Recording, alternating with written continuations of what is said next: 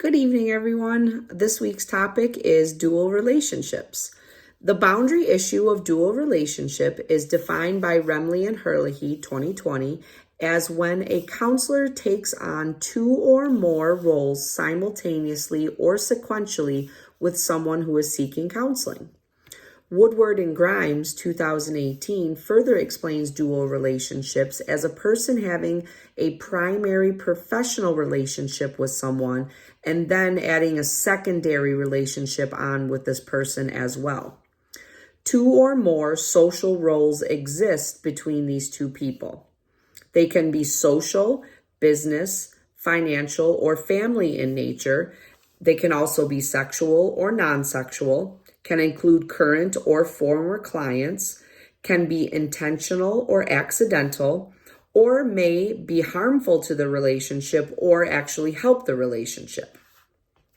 Dual relationships are an issue in counseling and have been debated from an ethical standpoint for years. According to Wilkinson et al. 2019, engaging in relationships outside of session has been one of the most frequent ethical complaints for decades. They account for over 20% of ethical complaints total. An example of dual relationship may be someone in a counseling role who also starts a business relationship with a client, such as investing in their business or maybe investing or putting money into a startup business of printing shirts and selling them.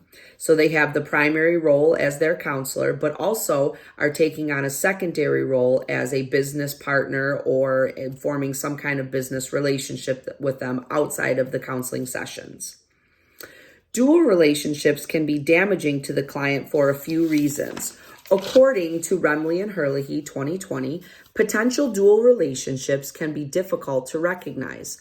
Some may be avoidable for reasons such as small town proximity or complicated by new approaches to counseling, such as over the computer with telehealth and other technology-based counseling. The potential for harm comes in when considering incompatible expectation, divergent responsibilities, and the power differential. If two people's expectations of the relationship are different, there is a greater risk of harm to the client. If there is a greater divergence of responsibilities, there may be a risk of divided loyalty or also loss of objectivity. If there is a large power differential, there may be an increased chance of the client being exploited.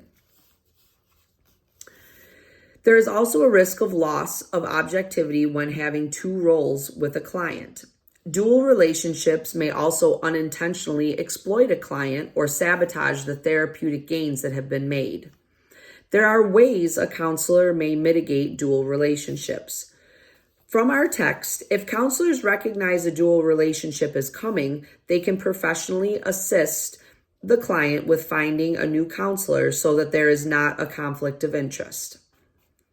If the counselor decides that they are going to listen to the issues that a friend or family member, a business associate is going to talk to them about, they still can choose to listen to their concerns. However, it is wise to probably remind them periodically, frequently, that they are talking to a friend, a family member, a business associate, not a counselor. They need to make that very clear.